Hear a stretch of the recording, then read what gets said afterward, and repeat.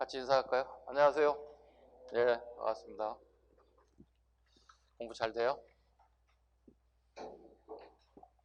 자, 앞전 유인물 나간 거 있죠? 자, 오늘 85초.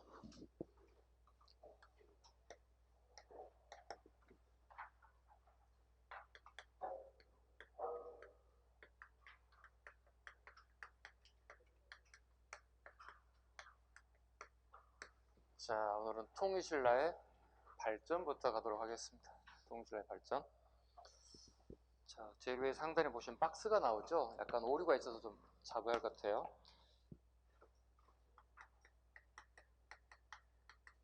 삼국사기의 분류 방식이 있고, 그 다음에 삼국유사의 분류 방식이 있죠. 이건 김부식인 거 다 아실 거고요. 김부식의 삼국사기 분류 방식, 그 다음에 일현스님의 분류 방식이 두 가지가 있어요. 이렇게 신라를 크게 세 가지로 구분을 해요. 김부식 같은 경우 상대, 중대, 하대 이렇게 세 가지로 구분합니다. 자, 박혁거세부터 지증왕, 그 다음에 법웅왕 때부터 진덕왕까지 이걸 상대라 불러요. 이건 문제가 없어요. 상대라 부르는 건 문제가 없어요. 그 다음에 중대를 우리 태종 무열왕 때부터 얘기하는 겁니다. 태종 무열왕부터 그 다음에 무열왕계가 끝나는 시기까지를 중대라고 얘기합니다. 그게 이제 해공왕입니다. 그 다음에 하대, 해공왕 이후에 이제 선덕왕 때부터 마지막 경순왕 때까지를 하대로 봐요. 상대, 중대, 하대 이렇게 크게 세 가지를 봅니다. 자, 요거 이제 뇌물한계 처음 직권을 잡았기 때문에 이걸 뇌물한계라고 불러요. 뇌물한계. 구분할 수 있어야 돼요. 뇌물한계. 그 다음에 여기는 무열한계 권력을 잡았기 때문에 무열한계 후손이 권력 계속 이어잡았기 때문에 무열한계. 그 다음에 여기 이제 선덕왕 이후부터 하대가 다시 잡아서 여기 이제 여기도 마찬가지로 뇌물한계 진골이 권력을 잡았다 이렇게 얘기해요. 뇌물한계 진골이 권력을 잡았다. 자, 여기 마찬가지로 뇌물한계 여기는 성골입니다. 성골입니다. 여기는 무열한계 진골입니다. 기본입니다. 이게 성골, 진골, 진골. 뇌물한계, 무열한계, 다시 뇌물한계, 진골이 권력을 잡았다. 이거 문제가 없어요. 지금 현재 교재에 나와 있는 거. 근데 삼국유사 부분에 약간 이제 오류가 발생해서 수정을 해야 되는데 놓쳐버렸어요. 제가. 자, 보겠습니다. 지금 보시면 삼국유사는 분류 방식이 불교식 왕명에 의해서 분류를 했다 이렇게 나와 있는데 박혁거세부터 지증왕 때까지를 박혁거세부터 지증왕 때까지를 우리는 삼국유사 분류 방식에 하면 이건 상고로 잡아야 돼요. 상고로 잡아야 되고요. 그 다음에 법웅왕 때부터 진덕여왕 여기 이제 불교식 왕명을 쓰는 시기거든요. 이게 중고라고 잡아야 돼요. 이게 이제 우리 경찰 시험에 나왔던 부분이죠. 불교식 왕명을 사용했던 시기다. 이렇게 잡으시면 되고요. 그 다음에 이제 태종 무열왕 때부터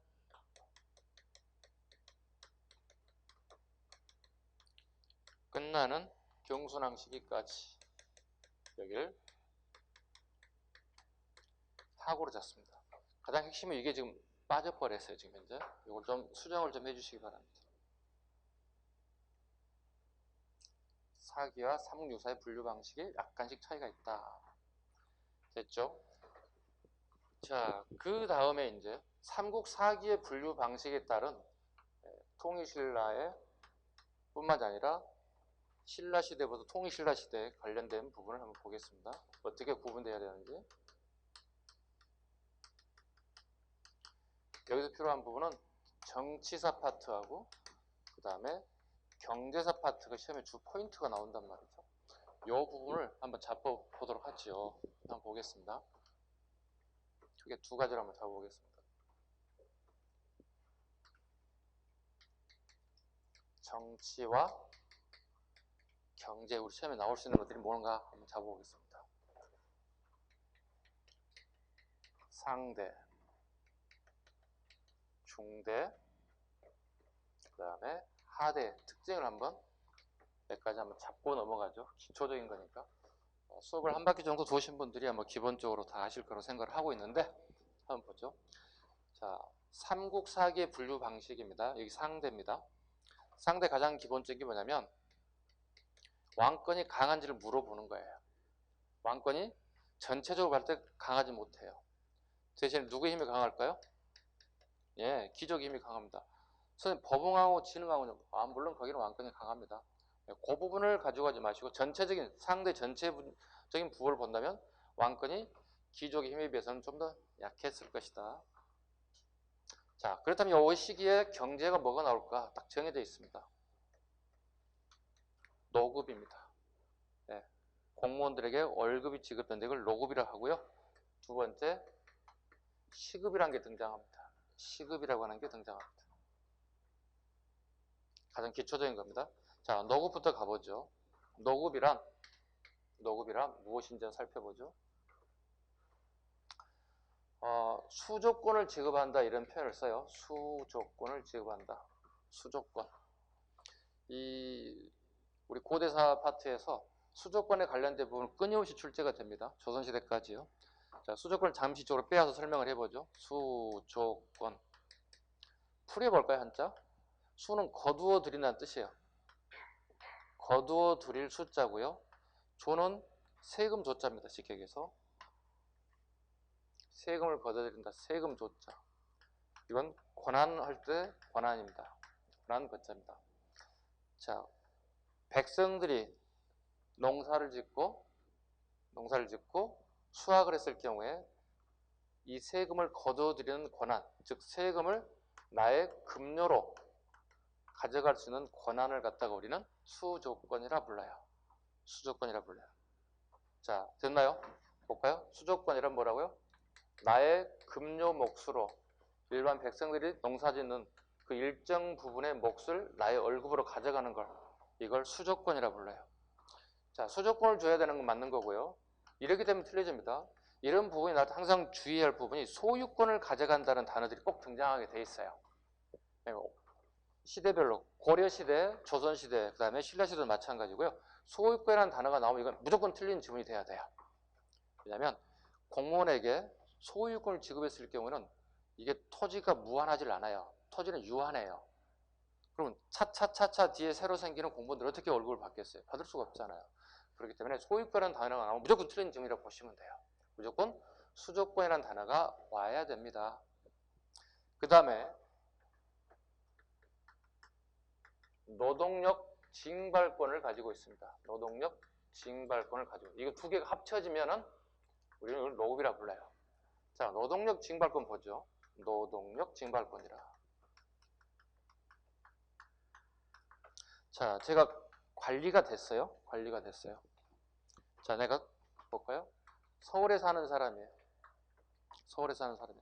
서울에 우리 집 땅이 10만 평 정도가 되고 있어요. 10만 평 정도. 근데 우리 집에 농사 짓는 노비는 50명밖에 되질 않아요. 굉장히 일손이 부족하죠. 그래서 내가 경기도에 수원으로 내가 발령이 났어요. 수원에 근무하고 있어요, 제가.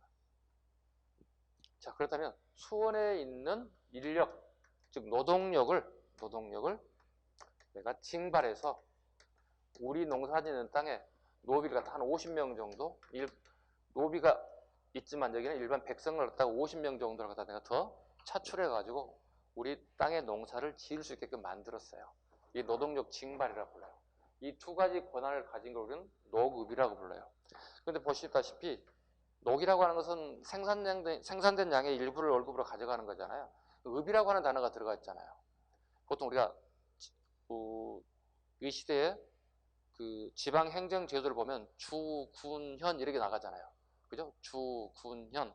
요즘 치면 도, 그 다음에 시, 면 이런 식이거든요.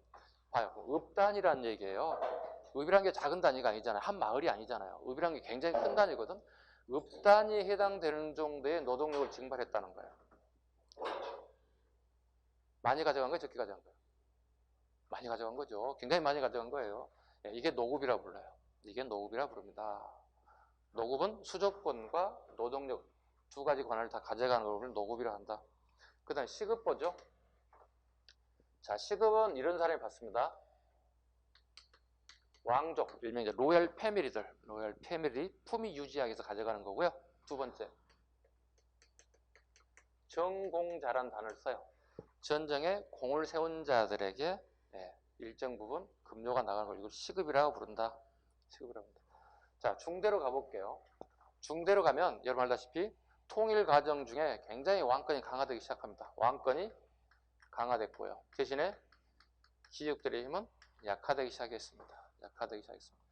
그렇다면 이 시기에 급료를 어떻게 할 것인가 부분이 좀 달라집니다. 이때 관료전이 지급됩니다. 관료전이 지급되고 대신에 노급은 폐지됩니다. 월급을 안 줬다는 얘기인가요? 월급을 주긴 줘요. 자, 봐보겠습니다. 관료전이란 수조권만 인정하는 거예요. 수조권만 인정하는 겁니다. 수조권만 인정하는 겁니다. 그럼 뭘 폐지한다는 얘기가 되는 거죠? 노동력 징발권은 폐지된다는 의미를 가지고 있습니다. 노동력 징발은 폐지하는 거다. 이걸 노급이 폐지되는 거다. 그렇다면 우리 시험에 이런 게 나오겠지. 관료전이 지급됐기 때문에 노급이 폐지된 건지, 노급이 폐지됐기 때문에 관료전이 지급되는 건지, 이 선후 관계를 물어보는 수가 있어요. 이런 게 이제 소방이라든가 막 경찰 같은 시험에 좀 이런 말장난 문제 꽤 많이 출제가 되는데요. 뭐 같아요, 여러분 생각에? 관료전이 지급됐기 때문에 노급이 폐지된 건가요? 아니면 노급이 폐지됐기 때문에 관료전이 지급된 건가요? 관료전이 지급됐으니까 노급이 폐지됐다. 또 다른 생각. 노급이 폐지됐으니까 관료전이 지급됐을 것이다. 생각이 다양하죠. 다양할 필요가 없어요. 딱 정해져 있으니까. 선생님 순서대로 적었을 뿐이에요. 자, 관료전이 지급됐기 때문에 노급이 폐지됐어요. 자, 근데 오늘 이 시간에는 알아요. 이게 순서를 알아요. 근데 여러분들이 시험장까지 이 기억력을 가지고 가느냐는 것은 이건 의문이거든요. 여러분 내가 실력이 어려워요. 지금 현 상황에서. 그래서 애워야 돼요. 아글자 머리 두물물 글자 따볼까요? 갈록이 있어요. 이거 누가 했어요? 이 정책을? 중대 최고의 전제정치의 끝판왕이었던 신문왕이 실시한 거예요. 관료전을 지급했기 때문에 노급이 폐지돼서 역시 갈록이 있어야 돼요. 국가를 운영하는 데 있어서는 갈록이 좀 있어야 한다. 경험이 있어야 한다. 갈록이 있어야 한다. 자, 볼까요? 그 다음 시급. 시급은 어떻게 됐을 것 같아요? 그대로 갈까요? 양해를 더 많이 줄까요? 줄일까요? 전쟁 이후입니다. 지금 현재. 삼국 통일 이후의 정책들이 지금. 양이 줄을까요? 늘어날까요? 감소합니다. 시급은 감소합니다. 계속 감소하나요? 조선 초까지 계속 진행되는데 조선 초까지 계속 시급은 감소. 왜? 전쟁은 계속 있으니까. 전쟁에 공을 세운 사람도 계속 있으니까. 대신에 조선 초가 되면 이것은 시급은 폐지가 됩니다. 조선 초가 되면 시급은 폐지가 됩니다. 하대로 가보죠. 자, 하대가 되면 다시 왕권이 약해집니다. 대신에 누가 강해지나요? 귀족의 힘이 강해지기 시작합니다. 그렇다면 귀족의 힘이 강해진다면 다른 또 공무원 월급에 관련된 부분도 변화가 있을 거라고 봐야 되겠죠. 자, 뭐가 될까요? 노급이 부활합니다. 그 다음에 뭐가 폐지될까요? 다시 관료전은 폐지된다 이렇게 보시면 돼요. 자, 이해 가셨죠? 자, 또 보죠. 우리가 시험을 공부할 때 정치, 경제, 사회, 문화 이런 식의 출제 패턴이 나온다고 그랬죠. 자, 그럼 우리 신라시대에 경제 파트가 나온다면 뭐가 있을까? 알고 가셔야 돼요. 즉, 첫 번째, 급료 부분이에요. 급료 부분이 나올 가능성이 있어요. 첫 번째, 노급과 관료전을 여러분들이 구분할 수 있느냐. 이런 문제가 출제가 될 거고요. 그 다음에 오늘 배울 내용 중에 하나가 또 정전이라는 게 나옵니다. 정전. 정전을 지급했다. 신라에서. 정전 지급에 관련된 부분. 세 번째, 민정분쇄에 관련된 부분. 이 셋 중에 하나가 한 문제가 출제가 될 수 있다. 가능성을 보는 겁니다. 뭐 단정하기는 어렵고요. 가능성을 보는 겁니다. 그렇다면 오늘 지금 첫 시간에 하고 있는 노급과 관료전에 대한 구분 자체가 일단 기본적으로 돼야 돼. 관료전과 노급에 대한 기본적인 구분이 되기를 바랍니다. 자, 다시 이제 우리 교재를 한번 보도록 하겠습니다. 첫 번째, 통일신라의 중흥기 보겠습니다. 통일신라의 중흥기. 첫 번째, 태종무열왕입니다. 태종무열왕입니다. 원래 본명은 뭐지, 이 사람? 김춘추, 태종무열왕이 됐습니다. 신라시대 최초로 뭐가 되는 거죠? 진골왕이 출발합니다. 진골왕이 출발합니다. 네, 보겠습니다. 정책 하나씩 보겠습니다. 첫 번째, 최초의 진골왕으로 상대 등 비담의 난을 제압했다. 알천의 난을 제압했다. 즉 보시면 신라는 이제 중대가 되면 진골들이 권력을 잡게 되잖아요. 선골들이 전부 다 끝났기 때문에 대가 끊겼기 때문에 그 결과 다른 진골 입장에서 어떻게 해요? 나도 왕이 될 수 있다는 생각을 가지게 된다는 거예요. 그러다 보니 진골의 난들이 계속 발생했다. 누가 진압했을까요? 이거? 누가 힘을 합쳤을 것 같아요? 그렇습니다. 여기 김유신입니다. 써놓으세요. 끝부분에다가 가로 열고 김유신. 김유신과 힘을 합치게 됐습니다. 김춘추가요. 김유신과 김춘추가 힘을 합쳐서 권력을 더욱더 공고하게 하고 있습니다. 두 번째, 왕권이 전제화되는 신라 중대의 시작이다 그렇습니다. 전제화됐다고 그랬습니다. 전제화됐다. 전제화라는 단어가 익숙하게 여기 박혀야 되는데 이 단어가 익숙하지 않은 사람들이 종종 있어요. 전제화란 말. 전제화가 뭘까? 한번 이렇게 설명하겠습니다. 우리나라의 입법 기관은 어디인가요? 법을 만드는 기관? 국회죠. 당연히 국회죠. 여기도 있는 국회의원들이 법을 만드는 사람들이 입법 기관이잖아요. 자, 그렇다면 현재는 국회에서 법을 만드는 입법 기관이라고 얘기하지만 이 시기에는 누가 만드는 얘기지? 왕의 입에서 나오는 그것 자체가 곧 법이 됐다는 거예요. 이걸 전제화된다는 얘기하고요. 이거 갖다가 전제정치라는 표현을 써요. 전제화되었다. 그 다음에 전제정치가 시작되었다. 왕이 곧 법을 만들 수 있는 권한이 강화되기 시작했다. 이걸 전제정치란다. 모든 법을 만들어낼 수 있다. 자, 보죠. 왕권이 전제화되는 신라 중대의 시작이다. 세 번째, 사정부를 설치하고 사정부를 설치했다. 감찰 기능입니다. 백관을 감찰하고, 백관은 모든 공무원이라는 뜻이에요. 백관을 감찰하고 형률과 탄핵을 맡아본 관청이 생겼다. 사정부라고 한다. 사정부라고 한다. 오늘날에 무슨 기능과 비슷한 것 같습니까? 검찰과 비슷합니다. 검찰청. 검찰과 비슷하다 보시면 되겠습니다. 그와 같은 기능을 가지고 있다. 네 번째, 백제를 멸망시켰다. 660년에 나당연합군을 결성하고 백제를 멸망시켰다. 백제 멸망. 660년 백제 멸망. 이건 연도를 좀 외울 필요가 있습니다. 왜냐하면 668년에 또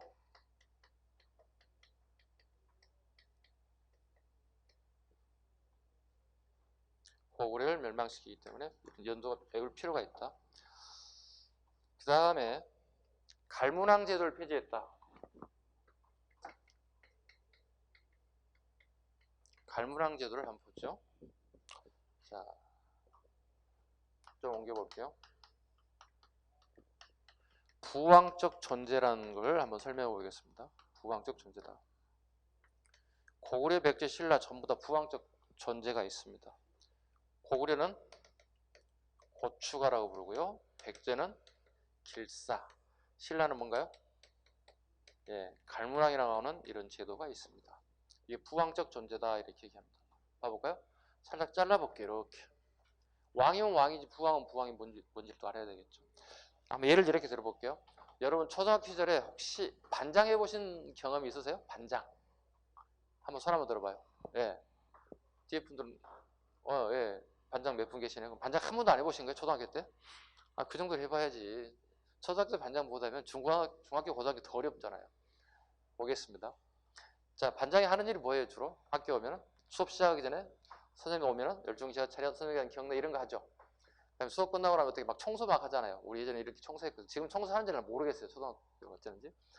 청소가 다 됐으면 선생님이 교무실에 가 있어야든가 다시 내려와서 얘기해. 그럼 반장이 끝나고 난 다음에 가서 얘기하죠. 선생님 청소 다 끝났는데 이렇게 하잖아요. 그래? 잘 됐어? 그래? 그럼 얘들 다 하교시켜. 책임지고 알겠습니다 하고 오는 거. 이게 반장 역할이었거든요. 자, 근데 오늘 반장이 감기로 오늘 학교에 못 왔어요. 등교를 못 했어요. 그럼 그 역할을 누가 대신해야 돼요? 그렇지, 그게 부반장의 역할이에요. 자, 봐봐요. 오늘 왕의 역할을 해야 할 사람이 왕의 역할을 못하는 경우가 있겠죠. 그럼 누가 해야 돼? 부왕이 해야 된다고. 부왕은 누구예요? 왕의 형제들이에요. 거의 대부분 왕의 형제들이 거의 대부분 이 자리를 차지해요. 그래서 이걸 갖다가 부왕적 존재다 이런 표현을 써요. 고구려는 뭐다고요? 고추가. 백제는요? 길사. 신라는 갈문왕이. 자, 그렇다면 이 부왕적 존재, 고추가, 길사, 갈문왕이 존재하는 시기, 존재했을 경우에 왕권이 강할까 약할까? 왕권이 강해요 약해요? 약한 거야. 꼭 기억하셔야 돼요. 자, 그렇다면 신라의 중대가 되면 뭐가 폐지돼요? 고추가, 길사, 갈문왕은 이 갈문왕 제도가 폐지된다고요. 이게 폐지돼요. 고구려 백제는 필요가 없지. 왜? 나라가 망했으니까 이 제도가 필요 없는 거지. 나라 자체가 망했는데 이런 의미는 없는 거지. 그럼 신라에는 아직 남아있는 거지. 이 갈문왕 제도가 중대가 되면 폐지가 돼요. 다르게 표현하면 뭐가 되는 거죠? 중대는 신라 정권 중에 왕권이 최고 강했던 시기예요. 왕권이 강화됐다는 의미를 가지고 있습니다. 굳이 자기 동생에게, 뭐 사촌 동생에게 로얄 패밀리라고 하는 이유 하나만 가지고 갈문왕을 지정할 필요는 없는 거예요. 왜요? 자기 아들이 있잖아. 그럼 자기 아들에게 힘을 실려주는 거지. 그죠? 하셨죠? 그래서 뭐 세자 책봉한다는 얘기 그거예요. 내가 갑작스럽게 사망했을 경우에 갈문왕이 그 역할을 하는 게 아니라 우리 아들이 그 대를 위해서 왕위를 계승한다 이런 의미를 가지고 있어요. 갈문왕 제도는 폐지가 됩니다.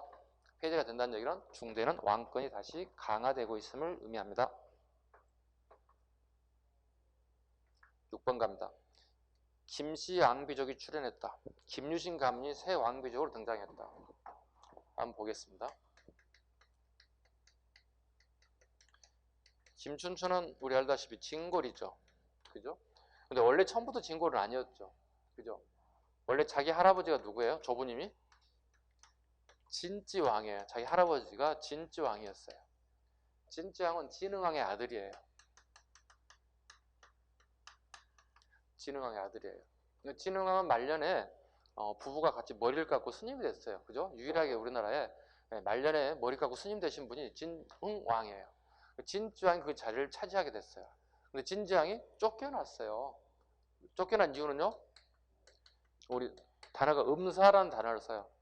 즉 정치보다는 여성들을 많이 좋아해서 주변에 여성들과 놀다 보니 쫓겨나게 됐다. 이렇게밖에 해석할 수가 없어요. 음사라는 단어는요. 자, 그 결과 진찌왕의 후손이었던 손자가 되는데요. 김춘추는 진골이 될 수밖에 없었다. 할아버지의 탄핵으로 인해서 그 후손들은 성골에서 진골로 떠질 수밖에 없었다. 그렇다면 진골은 왕이 될 수가 없어요. 성골이 중심이 된 골품제 사회에서는요. 그러나 문제는 이 이후의 왕들이 좀 문제가 발생돼요. 이 왕이 누구냐면 진평왕이에요. 진평왕은 딸만 있어요. 공주만 있어요. 대신에 아들이 존재하지 않아요. 아들이 존재하지 않아요. 그렇기 때문에 가장 가까운 인척인 김춘추가 가장 물망에 올랐던 인사입니다. 자, 이때 누가 접근하게 되냐? 김유신이 접근하게 돼요. 김유신은 금강가약의 출신의 진골로 편입된 신라의 대표적인 무장이라고 보시면 돼요. 자, 김유신은 그 본인의 진골을 유지하기 위해서는 어떤 권력을 하나 잡아야 될 필요가 있어요. 뒤에서 서포트 세력이 필요한 거예요. 그 대상자를 김춘추로 보고 있는 거예요. 김춘추하고 힘을 합치게 됐다. 자, 요즘 시기에서 우리 영국식으로 얘기하면 이렇게 폴로 게임을 하는 게 있어요. 이렇게 말을 타고 폴로 하는 게임이 있어요. 요즘 우리 치면 조기 축구 정도 생각하면 돼요. 야, 김춘추하고 김유신이 요즘 얘기한다면 조기 축구에서 한번 만났어. 같은 게임을 한번 하게 됐어. 근데 고의적인 방법에 의해서 김유신이 김춘추의 옷깃을 좀 찢어버렸어. 이렇게 게임을 하다 보면 이렇게 몸이 이렇게 닿을 수밖에 없잖아요. 운동하다 보면. 그래서 옷이 좀 찢어진 거예요. 약간 고의성이 있어요. 그래서 김유신이 김춘추를 자기 집에 데려와요. 왜? 미안하니까 옷을 꿰매주겠다는 거예요.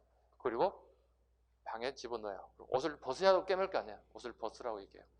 그리고 옷을 벗고 그 다음에 자기 여동생이 문희라고 하는 사람이 있어요. 문희에게 옷을 깨매게끔 하고 그 다음에 문희가 그 방에 들어가서 김춘추에게 옷을 전달하게끔 만들어요. 근데 기록에 의하면 이런 말 해도 될지 모르겠다. 아침부터 자기 여동생이잖아요. 자기 동생의 옷을 약간 좀 야하게 입혀서 방에 집어넣은 거예요. 김유신의 약간 야망이 보이는 내용입니다. 자기 동생과 김춘추를 어떻게 엮어볼 심상인가 보시면 돼요. 근데 우리는 이런 상황에서 절대로 상상하지 말아야 할 일들이 발생을 하게 됩니다. 종종. 예, 우리가 상상하지 못한 일들이 발생했습니다. 실제로. 그렇게 해서 김춘추하고 자기 여동생인 문희에 연결이 됩니다. 문희가 연결이 됩니다. 그리고 어느 한 날 왕이 경주에 있는 남산에 올라가서 남산을 구경하고 같은 관리들이 다 따라가는데 어느 날 갑작스럽게 경주 한 복판에서 불길이 막 일어나는 걸 목격하게 돼요. 장작불을 떼어놓고 크게 불을 떼우는 것들이 보이기 시작해요. 이때 여왕이죠. 여왕이 보고 저게 누구 집인가 봤더니 김유신 집이었어요. 김춘추가 보고 깜짝 놀래요. 왜요? 왕이 직접 명령해요. 원인이 뭔지를 갖다가 빨리 확인하고 오라는 얘기예요. 김춘추 꼼짝 못하고 앉아있는 거예요. 보고를 받고 혹시 김춘추공과 춘추공과 연결이 돼 있나요? 물어봐요. 아무 말 못해요. 그렇다고. 이유를 물어봤더니 김유신이 이렇습니다. 결혼하지 않는 자기 동생이 임신을 해버린 거예요. 그 임신 대상자가 기혼자였던 김춘추의 춘추공이에요.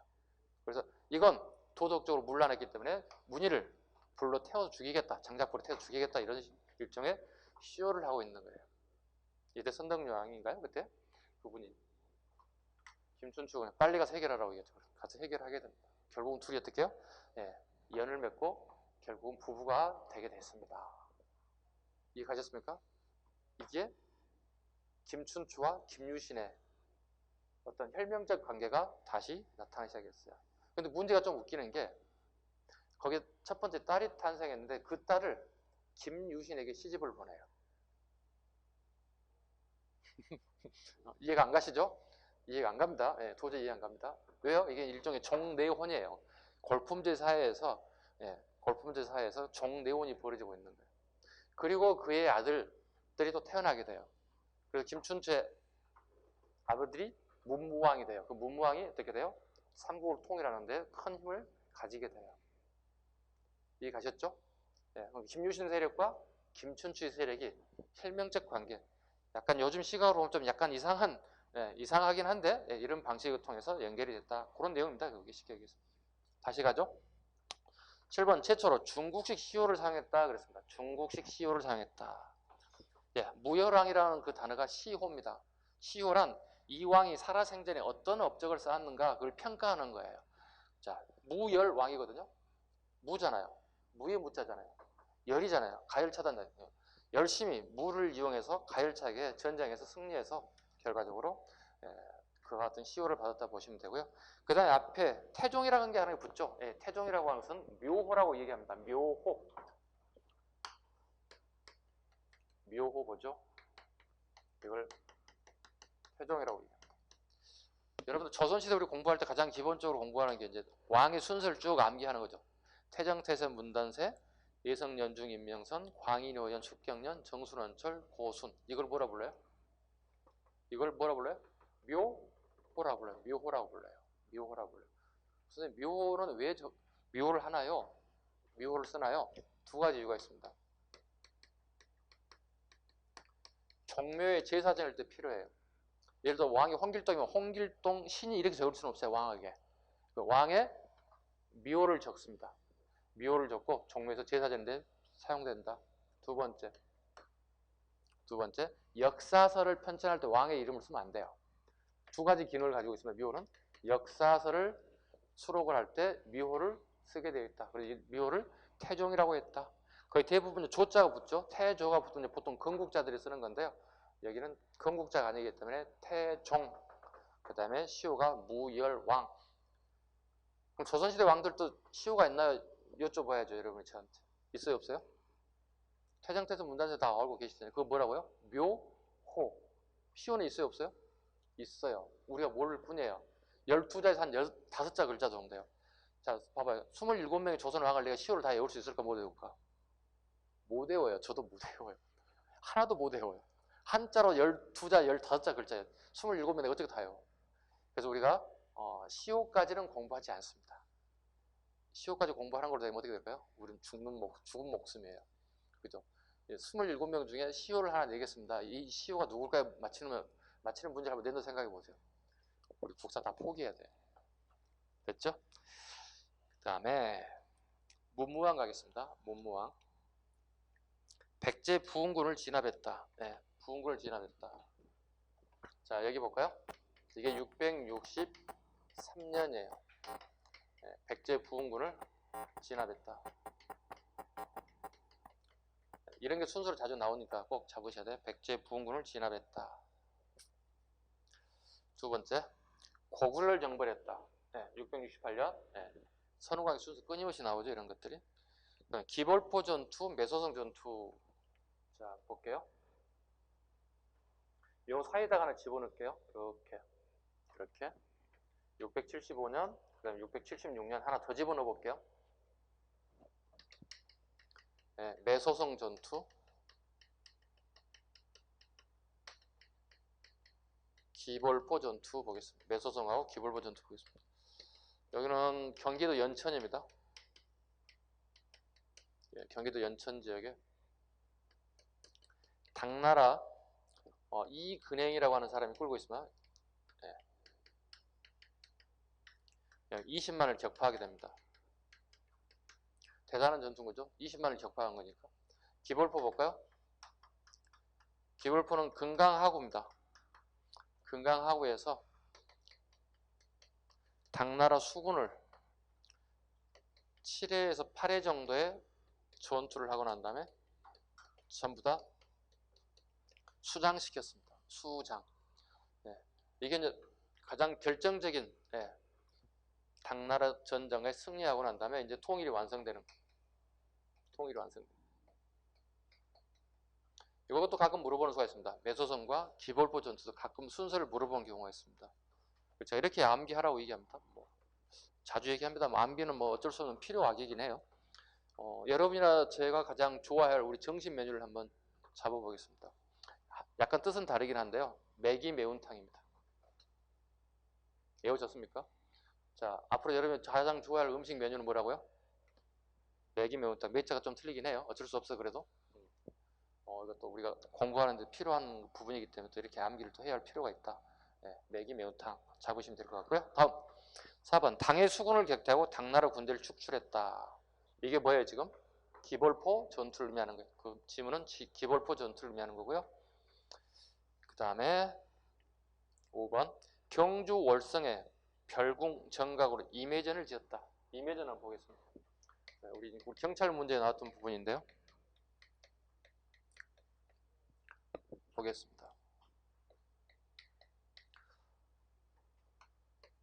문무왕 때입니다. 지금 현재 문무왕이 전쟁을 승리로 이끌었죠. 그죠? 전쟁을 승리로 이끌었어요. 이끈 건 좋은데 굉장히 우리가 이런 일을 하게 되면 엄청나게 많은 스트레스를 받죠. 나라에 존망이 걸려 있잖아요. 그죠? 네, 나라의 존재가 되느냐 망하느냐가 걸려 있거든. 엄청난 스트레스를 많이 받아요. 통일이 완성되고 난 다음에 왕뿐만 아니라 왕족, 귀족들 상당히 많은 스트레스를 받을 거거든요. 이 스트레스를 좀 어떻게 해야 돼요? 우리가 풀어야 되잖아요. 여러분 각자 다 스트레스 푸는 방법이 다르잖아요. 지금 여러분들 인생 중에 가장 많은 스트레스가 쌓이는 시기거든요. 그죠? 네. 왜냐면 나이가 어리면 스트레스 별로 없죠. 유치원 시기 아무 생각 없어요. 기억도 안 나요. 초등학교 별 기억 안 나요. 저학년에요. 왜? 스트레스 별로 없어요. 고민거리가 별로 없어요. 공부를 잘해야 한다, 운동을 잘해야 한다, 내가 사회 나오면 출세해야 한다 이런 의욕이 거의 없잖아요. 중학교 가면서부터 이제 엄마가 압박이 들어오지. 중학교 때부터 그죠? 중학교 때 기초 공부 열심히 해야지 좋은 고등학교를 가고 좋은 대학을 갈 수 있다. 압박이 들어오기 시작하죠. 이 스트레스가 쌓이는 거거든. 풀기 위한 방법이 뭐냐면 신라의 가장 대표적인 궁궐을 갖다 월성이라 불러요. 월성. 월성에 임해전을 갖다가 건립해요. 임해전을 걸리면 이거 인공호수를 만들어요. 그리고 인공호수 주변에 이렇게 만들고 여기에 임해전이라는 건물을 이렇게 딱 지어놨어요. 여기서 술도 한잔하고 그 다음에 여기 요즘 치면 오리 보트를 타고 너도 젖고 뭐 이런 스트레스를 풀 수 있는 이런 장소를 만들었어요. 근데 이게 신라가 망하게 되면서 임해전이 쓰임새가 없어지게 된 거예요. 그 폐허가 된 거예요. 그래서 이걸 갖다 우리는 임해전지라고 불러요. 임해전이 있었던 터지자예요. 그 자리가 있었던 것이다. 그래서 지자가 들어가는, 우리 문화사를 공부하게 되면 지자가 들어가는 그 지명 거의 대부분이 그게 터만 남았다는 뜻이에요. 터지자를 쓰게 돼요. 그리고 이제 현대 와서 이걸 다시 복원해서 이제 임해전이 복원됐어요. 자, 그럼 이게 조선시대에 이제 이걸 임해전이라 부르지 않았어요. 임해전이라 부르지 않았어요. 이걸 안압지라 불렀어요. 안압지라고 칭했어요. 그 이유는 기러기하고 오리들이 놀다가 물을 마시고 가는 장소다. 휴식의 장소다. 이렇게 생각해서 안압지, 기러기, 오리 한자 쓰고 그다음 연못지자를 써가지고 안압지다 이런 명칭을 썼어요. 요거 하나 던져줬죠. 그죠? 이미지를 살짝 던져주고 이 시기에 사실 옳은 것? 누구의 업적을 골라내라는 얘기예요? 예, 이게 경찰 유형의 문제들이 가장 대표적인 문제들이에요. 예. 그 다음에요. 진골 출신의 의상은 부석사를 창건하고 하엄종을 개창했다. 지금 불교를 할 수가 없습니다. 왜냐면 오후쯤 되면 아마 불교사가 들어갈 텐데 그때 한 번에 다 모아서 같이 할게요. 일단 그 앞에 요건 별표 5개를 해주시기 바랍니다. 우리 시험 출제 빈도수 가장 높은 부분 중에 하나입니다. 의상, 부석사, 하엄종 이렇게 3가지를 밑줄고 볼까요? 의상 이름 잡아야 되고 부석사 잡으셔야 되고 하엄종 잡으셔야 되고 네. 오후에 가열차게 하면 불교사가 들어갈 것 같으니까 그때 한 번에 같이 하겠습니다. 지금 하게 되면 중복되고 복잡해지기 때문에 그 다음에 예사정 파견했다. 외사정 예하고 사자고 잘라 슬러시 해봐요. 사정부는 주로 중앙에 있는 관료들에 대한 사정기관인 반면에 외사정은 지방입니다. 지방의 주와 군에 파견해서 지방 관리들을 감찰하는 기능을 가지고 있는 게 외사정이다. 신문왕가입니다. 왕의 장인인 김흠돌의 모욕사건을 계기로 귀족 세력을 숙청했다. 그리고 신문왕의 왕비도 축출했다. 왜? 김흠돌이 장인 어른이니까요. 이거 아까 방금 비슷해요. 진골이 왕권을 잡았기 때문에 누구나 왕이 될 수 있다는 생각을 하는 거예요. 진골 누구나. 그러다 보니 김흠돌도 욕심을 냈지만 제거됐다. 일종의 파워게임이 계속 진행되고 있습니다. 두 번째, 종내혼. 봐보세요. 이것도 웃깁니다. 종내혼. 김흠돌의 딸인 왕비를 출궁 내보낸 거예요. 그 다음에 무열왕의 사위였던 김훈의 딸을 왕비로 맞이했습니다. 신문왕은 무열왕의 뭐예요? 손자예요. 복잡하죠 지금. 그죠? 예. 요즘 말로 치면 족보가 좀 복잡해졌어요. 예. 이것도 뭐 일종 뭐예요? 종내혼이에요. 종내혼 성격이다. 그 다음에 안승을 서라벌로 불러 소판 벼슬을 하였다. 그 안승의 밑줄 그어야 돼요. 우리가 안승을 알아봐야 할 이유가 있죠. 그리고 보덕국을 해체하고 보덕국을 해체했다. 보덕국과 안승을 한번 잡아야 됩니다.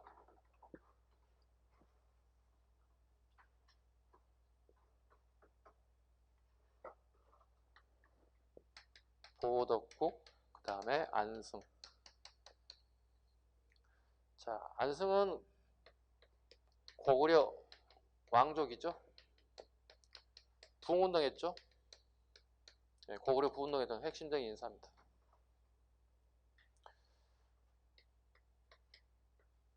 다시 고구려에서 익산으로 옮기게 됐죠. 금마저라고 그러죠. 누가 이렇게 옮긴 거예요? 신라인들이 이렇게 옮긴 거예요. 이렇게 옮겨준 거예요. 일종의 뭐죠 이게? 이걸 3인 정책이라고 불러요. 옮겼다는 거죠. 옮길 쌌다. 자, 안승은 고구려 사람이잖아요. 그럼 고구려 지역에다가 부흥운동을 하게 된다 생각해 보세요. 그럼 고구려 유민들이 안승을 중심으로 몰려들어요. 새로운 나라가 만들어질 수 있어요. 이건 신라가 가장 경계하는 부분이에요. 왜? 부흥운동을 도와준 건 뭐죠? 당나라를 물리치는데 좀 도움을 받고자 부흥운동을 시작했던 것들이거든. 근데 갑작스럽게 여기서 부흥운동을 하게 되면 무슨 문제가 발생돼요? 신라가 감당이 안 되는 거예요. 신라가 어떻게 해요? 적당히 이용해 먹고 폐품 처리해야 되는 거예요. 그래서 익산으로 내려보냈다가 그냥 통일이 완성되고 난 다음에 다시 경주로 불러들여요. 그리고 경주에서 벼슬자를 주고 그 다음에 여기서 관료 생활을 하게 되고 끝내게 만드는 거예요. 이게 안승이고 익산에서 만들었던 그 시대의 이름이 뭐가 되는 거예요? 보덕국이 되는 거예요. 보덕국을 알아야 되는 이유가 있다고 그랬죠. 신문왕 때 왕의 근위대를 만들죠. 우리 뭐라 그래요? 구서당이라고 그러죠. 구서당. 왕의 친위부대입니다. 왕의 친위부대입니다. 여기는 통일 과정에 각국의 병사들이 여기에 전부 다 여기 일을 할 수 있게끔 만들었어요. 단 충성을 맹세한 사람에 한해서, 충성을 맹세한 사람에 한해서 구서당의 일원이 되게끔 했다. 여기는 고구려인, 백제인, 신라인 다 포함돼요. 또 누가 포함되나요? 말갈인이 포함돼요. 왜? 말갈이들이 훗날 통일 과정에 일정 부분 공을 세웠어요. 그리고 누가 들어가요? 보덕국인들이 들어가요. 보덕국인 바로 여기에요. 지금 안성에 세웠던 요거예요. 여기 같이 들어가요. 절대 들어가면 안 되는 게 하나 있어요. 뭐가 있어요? 네, 우리 시험에 이런 게 나온다고. 같이 휩쓸려 들어가면 안 돼요? 네. 왜는 여기에 제외됩니다. 왜는 여기 들어갈 수가 없습니다. 왜요?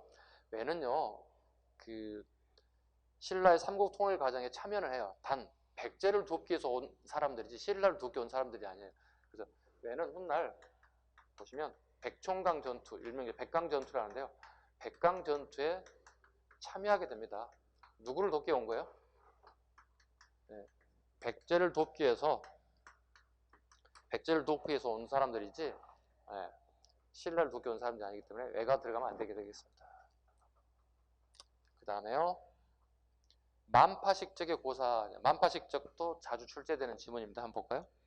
읽어보겠습니다. 이 피리를 불면 군사는 물러가고 병은 낫고 가뭄에는 비가 오고 오던 비는 개고 바람은 가라앉고 물결은 평온해진다.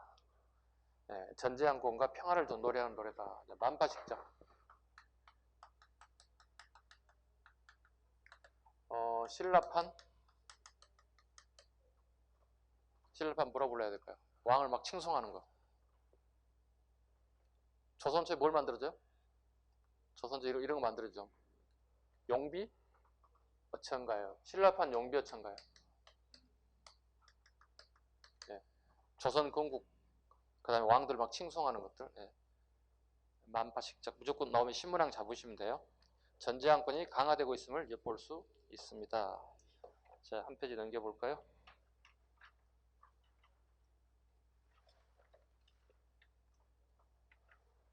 자, 대항전과 신라의 삼국통일 보겠습니다. 첫 번째, 수화에 관련된 여수 전쟁을 보겠습니다. 고구려 대항전입니다. 페이지 수 맞나요 지금? 제가 하고 있는 게? 반대로 왔나요? 잠깐만요. 반대로 왔죠 지금? 정신이 없어. 몇 페이지 가야 되는 거예요 그래? 84? 86? 책이 지금 이렇게 되니까 페이지 구분을 못해요. 다음 들 끝났군요. 예. 구주 오소경 볼까요? 구주 오소경.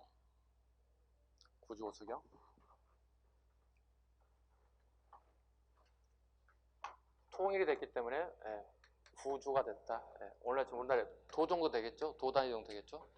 구주, 그 다음에 오소경. 한자로 적으면 작은 서울이 5개가 만들어졌다. 그렇다면 신라 시기에는 몇 개가 있었을까? 그 다음에 통일 이후에는 오소경이 만들어졌다. 통일 전에는 2가지 설이 있습니다. 이소경설하고요. 삼소경설. 설이 2가지가 있어요.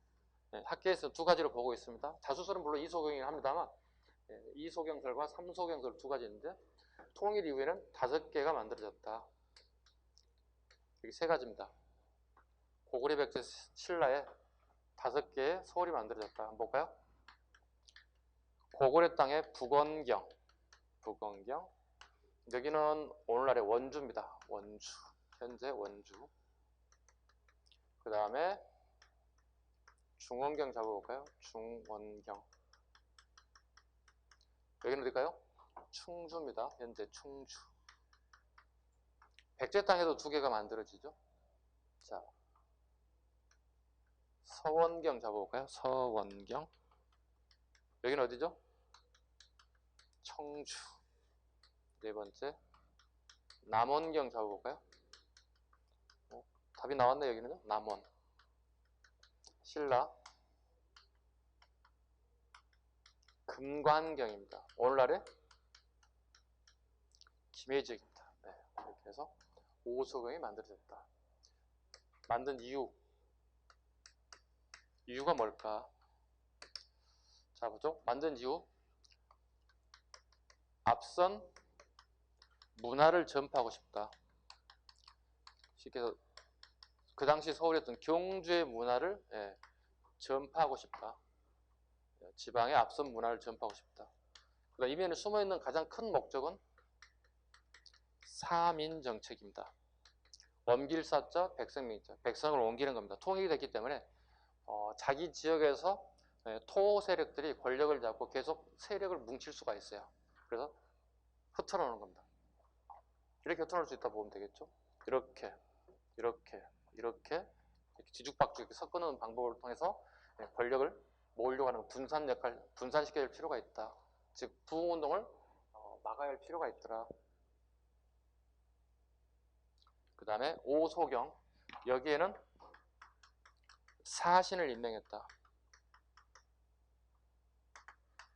오소경의 장을 갖다 우리는 사신이라고 한다. 선택지 지문에 자주 나오는 거니까 꼭 잡으셔야 돼. 오소경의 장을 사신이라고 한다. 그 다음에 중앙군인 구서당이 만들어졌다. 구서당.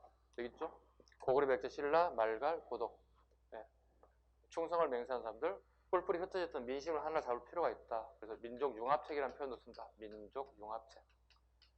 민족융합책의 일환이다.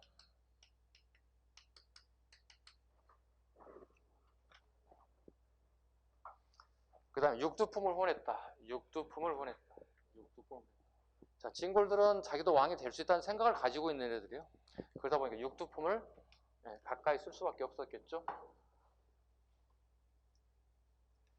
육두품의 역할이 좀 달라지죠. 통일 후가 되고 난 다음에 육두품을 굉장히 많이 쓰게 됩니다. 왕의 조언자 역할을 많이 할 수 있게끔. 왜요? 얘네들 공부를 많이 한 애들이거든요.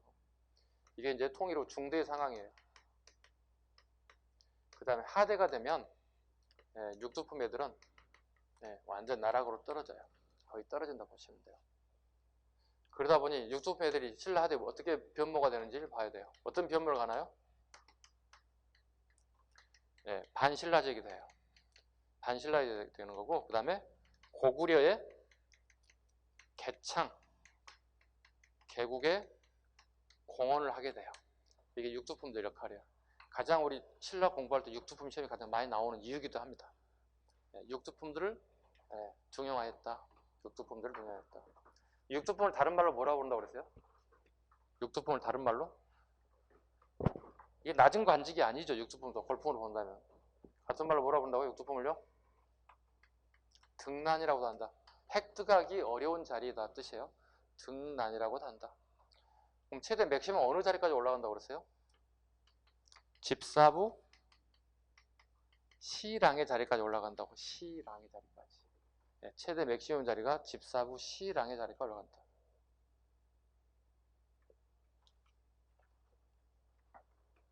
그 다음에 경제정책 보겠습니다. 문무관리에게 관료전을 지급하고 노국을 폐지했다. 자, 하나 질문해 볼까요? 여러분들 뭐 시험을 보신 분들 계실 거고, 뭐 한 바퀴 도신 분도 계시고, 오늘 저를 처음 뵈시는 분도 계실 거고. 자, 이거 한번 질문해 볼게요. 국가에서 공무원 월급을 주는데 국가가 월급을 통장에 찍어주는 게 아니라, 지금처럼 주는 게 아니라 농민이 농사짓는 생산량의 일부를 그 사람의 몫으로 월급을 주는 거잖아요. 그죠? 이와 같은 제도를 우리 뭐라 불러요?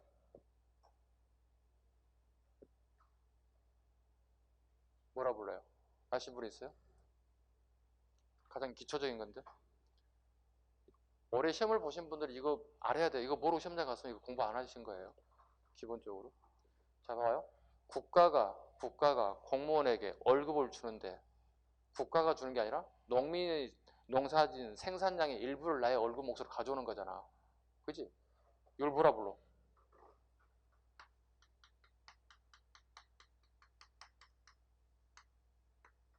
이걸 전주정객제라 불러. 꼭 기억해 두셔야 돼요. 제가 나중에 시간이 되면은 토지 제도를 신라부터 조선까지 쫙 한번 정리할게요. 칠판에다 판서에 쫙 전체 분량 쫙 전설할게요. 이걸 전주정객제라 불러요. 전주정객제라 불러요. 전주정객제를 알아야 되는 이유가 또 있어요. 전주정객제를 하게 된 배경이 뭘까 또 물어봐요. 뭘까요? 전주정책을 하게 된 배경이 또 있어요. 자, 이거 있어요. 이 시대 왕들은요, 우리나라의 땅이 모두 다 직거라고 생각하고 있어요. 누구라고? 왕가라고 생각하고 있죠. 자, 전주정책 실시된 배경 이렇게 적으면 돼요. 나중에 질문하면 대답하셔야 돼요. 뭐라 불러야 돼요? 왕토 사상이에요. 다 직거라는 거야. 선생님, 민전이라는 게 있잖아요. 고려시대, 조선시대. 민전이 있어요. 개인 소유가 있어요. 민전이 있어요. 그 자체가 다 왕거라는 거예요. 왕토 사상 때문에 이런 제도가 등장합니다. 전주정객제가 등장합니다. 전주정객제는 이거 언제 깨질까요? 조선 초가 되면 깨집니다. 왜요? 공무원이 권력을 갖기 시작하면 월급 몫을 더 많이 가져가려고 노력을 해요. 부패하게 돼요. 그럼 농민이 힘들어지기 시작해요. 그럼 농민들이 어떻게 밀란이 일어나요. 못 살겠으니까. 왜? 세금 많이 걷어가서 못 살겠잖아요. 생산량의 상당수를 빼앗아 가기 때문에. 보통 통상 한 10분의 1 정도에서 선을 가져가야 돼요. 생산량에.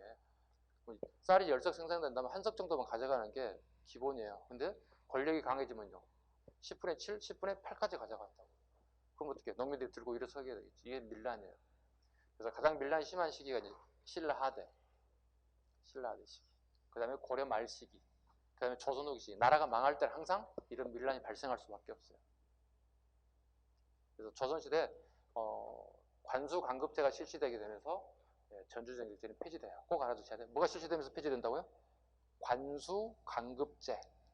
관수 관급제가 실시돼요. 성종 때 관수 관급제가 실시되면서 전주정객제는 폐지가 돼요. 왜요? 국가에서 직접 공무원에게 뭐가 주는 거예요? 이제 녹을 주는 거야. 폐지되는 거예요. 그건 나중에 한 번에 다시 모아서 한번 해보겠습니다. 자, 9번 국학을 설치했다. 국학. 국립대학의 줄임말이에요. 국립대학의 줄임말. 인재를 양성하는 거죠. 자, 국학 뭐죠? 앞전 수업 시간에 했던 분들은 기억을 하실 것 같고요. 국학, 국자감, 주자감 이거 다 알아야 되겠죠? 신라. 여기는요? 고려. 여기는요? 발해 교육기관이에요. 교육기관들이에요. 이 국자가 들어갔다는 얘기, 나라 국자잖아요. 그죠? 나라에서 학교를 운영한다고 인재를 양성한다는 얘기가 되는 거죠. 이렇게 되면 뭐가 되는 거죠? 자주, 그 다음에 자신감을 내비치는 거예요. 그 나라의 왕 이 시기에는 자주성을 굉장히 강조하는 거죠. 나라가 그만큼 부강하다는 의미를 가지고 있어요. 이거 누구예요, 지금? 신문왕이잖아요. 여기 누구예요? 누구예요? 송종이에요. 고려 송종이에요. 이 사람 뭐예요? 자신감이 넘치는 사람들이다. 국자가 들어가요. 발해는 약간 다르긴 하죠. 네, 주자가 들어갑니다. 이 교육기관 같은 경우도 꽤 많이 출제가 됩니다. 자, 이제 훗날 국학과 국자감 같은 게, 특히 국학 같은 경우에 이제 나라 이름이 그대로이지만 교육기관이 바뀌기 시작한다고. 태학감. 어느 왕 때예요? 오늘 해야 할 내용 중 하나가 뒤에 하대 경도왕 시기에 학교 명칭을 태학감으로 바꿔요. 태학감으로. 이렇게 태학감이라는 단어가 나오면 그 정권은 약하다고 생각하면 돼요. 네, 왕권이 약하다 보시면 돼요. 태학감이다. 자, 다시요. 유학교육 진흥에서 국학을 설치했다. 천도계, 경주의 편제성을 보완할 목적으로 달구벌, 지금의 대구 천도를 계획을 목표로 했으나 귀족들이 반대로 실패하고 말았다. 그 다음에 설총의 하완계, 요거하고 쉬겠습니다. 설총의 하완계. 하완계를 풀어볼까요? 꽃의 임금에게 내리는 계율이다 보시면 돼요. 꽃의 임금에 내리는 계율이다. 자, 지금 현재 신문왕 시기입니다. 이거 누가 한 거예요? 설총했죠? 봐보시죠. 글이죠, 쉽게 해서. 글을 써가지고 누구에게 보게끔 하는 거죠? 신문왕에게 보게끔 하는 거죠. 왜요? 신문왕 주변에 누가 지금 에워싸기 시작한 거예요? 꽃들이요. 꽃을 무엇에 비유한 거죠, 지금? 예, 여인들에게, 예쁜 여인들에게 비유한 거예요. 그러니까 신문왕의 권력을 갖게 되면서 정치보다는 여성들에 더 관심을 더 많이 갖게 된다는 거죠. 정치 뭘 시작한다는 얘기거든요. 이때 철청이 본 이거 아니다 싶거든요. 신문왕에 직접적으로 얘기하기 좀 곤란해. 권력이 세신 분이라서. 그래서 글을 써서 주는 거야, 하한계. 꽃의 임금에게 내리는 계율이다. 네가 이걸 읽고 이해한다면 되는 거고, 이해하지 못한다면 너는 영원히 끝나는 거다, 이렇게 생각하고 주겠죠. 꽃의 임금을 내리는 계율. 이거에 쉽게 해서 충신과 간신을 비교한 거죠. 충신을 뭐로 보고 있는 거죠? 할미꽃으로 보고 있어요. 간신은요? 장미꽃으로 보고 있어요. 장미꽃보다는 이쁘지는 않지만 할미꽃을 가까이 두는 게 좋겠습니다. 이런 은유적 표현이에요. 쉽게 얘기해서. 여성을 좀 멀리 해주세요. 정치 좀 하세요. 이런 뜻을 가지고 있어요. 신문왕이 어떻게 했을 것 같아요? 내 이놈이 했을 것 같아. 오, 미안해. 당신 말이 맞는 것 같아. 전자 같아, 후자 같아. 후자예요. 당신 말이 맞아. 그래서 신문왕이 업적이 뛰어난 거예요. 쉽게 얘기해서. 이 정도 왕은 돼야 되겠죠. 예. 누군가가 진심을 가지고 얘기한다면 그 뜻을 헤아릴 줄 아는 왕이 돼야 되겠죠. 그 왕이 신문왕이에요. 그러다 보니까 우리 그 신라 통일 시기에 가장 많이 나오는 왕 중에 하나가 신문왕이에요. 가장 많이 나와요. 정책도 가장 많고요. 됐죠? 예, 자, 그럼 쉬었다 가겠습니다.